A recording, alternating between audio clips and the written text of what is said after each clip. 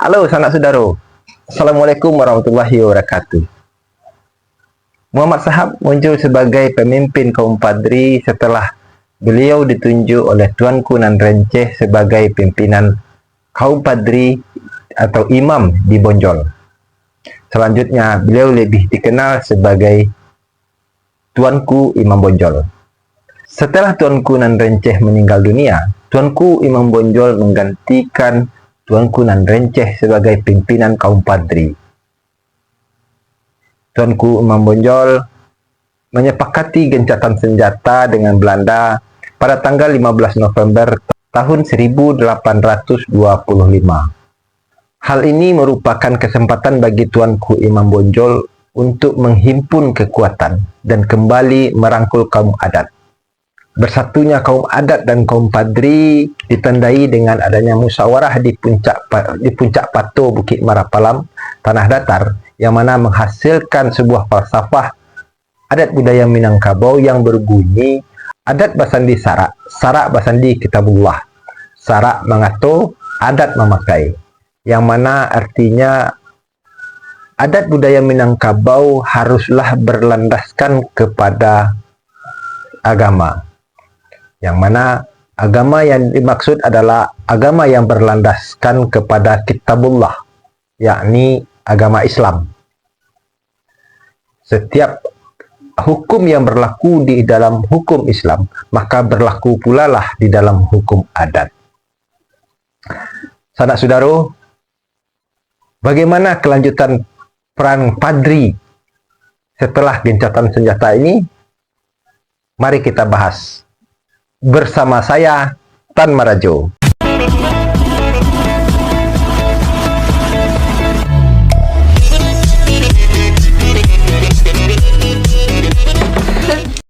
Subscribe guys, subscribe. Belanda kembali ke Minangkabau setelah perang Diponegoro usai. Mereka ingin menguasai perkebunan kopi di Minangkabau sebagai produk andalan Belanda di Eropa. Untuk dapat memenuhi keinginan tersebut, Belanda haruslah mampu menundukkan kaum Padri. Untuk melemahkan kekuatan kaum Padri, Belanda melanggar perjanjian Matang dengan melakukan penyerangan ke Nagari Pandai Sike. Yang mana Nagari Pandai Sike tersebut adalah nagari yang mampu memproduksi mesiu dan senjata api. Kemudian untuk memperkuat kedudukan Belanda di Minangkabau, Belanda membangun benteng Fort de Kock di Bukit Tinggi. Letnan Kolonel Elot ketika itu yang memimpin pasukan Belanda, dibantu oleh Sentot Prawirodirjo dan pasukannya. Sentot Prawirodirjo ini merupakan salah satu panglima Pangeran Diponegoro yang membelot. Pada awal bulan Agustus tahun 1831, Belanda berhasil menaklukkan Lintau dan mengendalikan Luhak Tanah Datar. Namun Tuanku Lintau berpindah ke kawasan Luhak 50 dan terus melakukan perlawanan. Untuk mempercepat penyelesaian perang, pada bulan Juli tahun 1832, Belanda mengirimkan pasukan infanteri dalam jumlah besar di bawah pimpinan Kolonel Ferdinand Petmolen Krieger dari Jakarta, sehingga Belanda berhasil menguasai Luhak 50. Bersamaan dengan meninggalnya Tuanku Lintau pada bulan Oktober tahun 1832, Belanda juga berhasil memaksa mundur kaum Padri di Luhak Agam dan bertahan di Bonjol. Pada saat pasukan Belanda membangun kubu pertahanan di Padang Mantinggi, Tuanku Rao memimpin kaum Padri menyerang pada awal bulan Januari tahun 1833 yang mengakibatkan banyaknya korban di pihak Belanda. Namun Tuanku Rao menderita luka berat dalam pertempuran di Air Bangis. pada tanggal 29 Juli tahun 1833. Tuan Kurau meninggal dunia di atas kapal Belanda dan jasadnya dibuang ke laut. Pada tanggal 11 Januari tahun 1833, kaum adat dan kaum padri bersama-sama melakukan penyerangan ke beberapa kubu pertahanan pasukan garnizon Belanda secara mendadak, sehingga Kolonel Elot menangkap Sultan Tangkal Alam Bagagar atas dasar tuduhan melakukan pengkhianatan pada tanggal 2 Mei 1833 di Batu Sangkar dan mengasingkan beliau ke Batavia. Kemudian Belanda menunjuk Tuan Gadang di Batipuh sebagai Regent atau penguasa wilayah tanah datar yang menggantikan Tuan Tangkal Alam Bagagar. Belanda menyadari saat itu tidak hanya berhadapan dengan kaum padri saja, melainkan sudah berhadapan dengan seluruh masyarakat Minangkabau. Maka pemerintahan Hindia Belanda mengeluarkan pengumuman yang disebut dengan plakat panjang yang menyatakan bahwa Belanda tidak bermaksud untuk menguasai nagari Minangkabau, melainkan hanya untuk berdagang dan menjaga keamanan penduduk Minangkabau. Meskipun masyarakat tidak harus membayar pajak, namun masyarakat wajib untuk menanam kopi dan menjualnya kepada Belanda dengan dalih untuk pemenuhan biaya keamanan dan pembangunan jalan serta membuka sekolah di berbagai tempat di Minangkabau. Pada tanggal 23 Agustus tahun 1833, Gubernur Jenderal Hindia Belanda ketika itu Johannes van der Bosch mendesak Komisaris Pesisir Barat Sumatera Mayor Jenderal Rees dan Letnan Kolonel Elot untuk segera menaklukkan benteng Bonjol yang merupakan pusat komando dari pasukan padri. Namun berkat taktik serangan gerilya, kaum padri berhasil memperlambat serangan Belanda ke benteng Bonjol. Bahkan pasukan padri berhasil merampas hampir semua perlengkapan perang pasukan Belanda. Sehingga pada tanggal 21 September tahun 1833, Van der Bosch melaporkan kegagalan penyerangan ke benteng Bonjol. Pada tanggal 21 April tahun 1835, Letnan Kolonel Bohr memimpin pasukan Belanda menuju Masang dengan memecah pasukannya menjadi dua bagian, masing-masing bergerak dari Matua dan Bamban menuju Bonjol. Pasukan ini mesti menyeberangi sungai, menyusuri ke dalam hutan rimba, dan mendaki gunung, dan menuri lembah, guna membuka jalan baru menuju Bonjol. Pada tanggal 23 April tahun 1835, pasukan Belanda sampai di Sipisang, yang ketika itu masih dikuasai oleh kaum padri.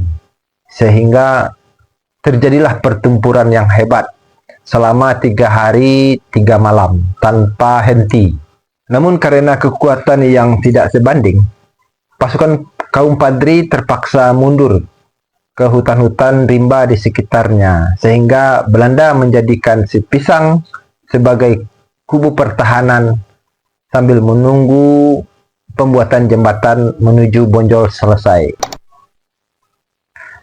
Pada tanggal 8 Juni tahun 1835, pasukan Belanda berhasil menguasai daerah Padang Lawas.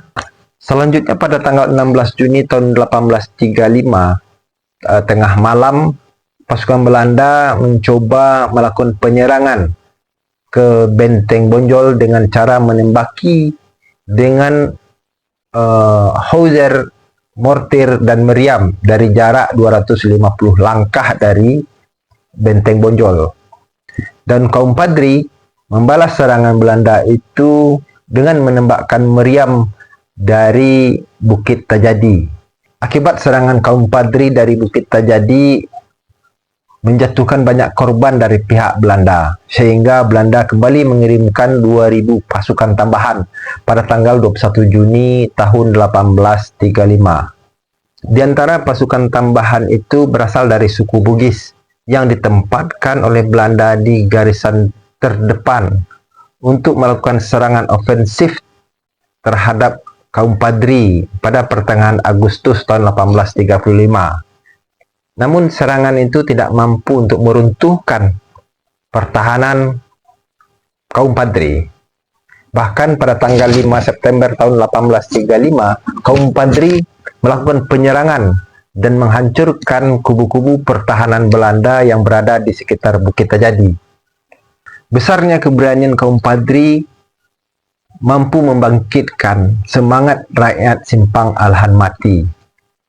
Mereka menyerang kubu-kubu pertahanan pasukan Belanda pada tanggal 11 Desember tahun 1835.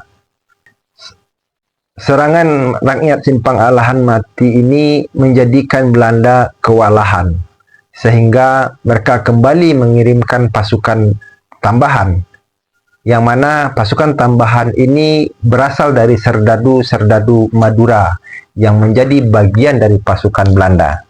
Pada tanggal 3 Desember tahun 1836, pasukan Belanda kembali melakukan serangan besar-besaran terhadap Benteng Bonjol dan berhasil membunuh beberapa orang keluarga Tuanku Imam Bonjol. Namun pasukan Belanda tetap gagal untuk menaklukkan Benteng Bonjol.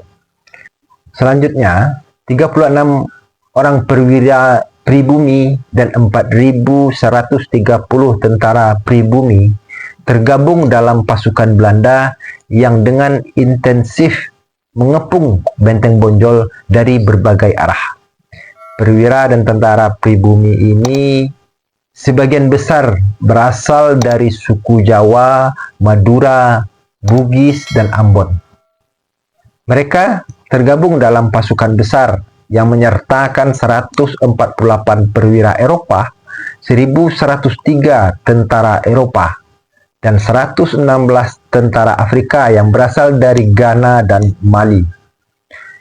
Peristiwa ini berlangsung selama kurang lebih 6 bulan, sejak tanggal 16 Maret sampai dengan 17 Agustus tahun 1837.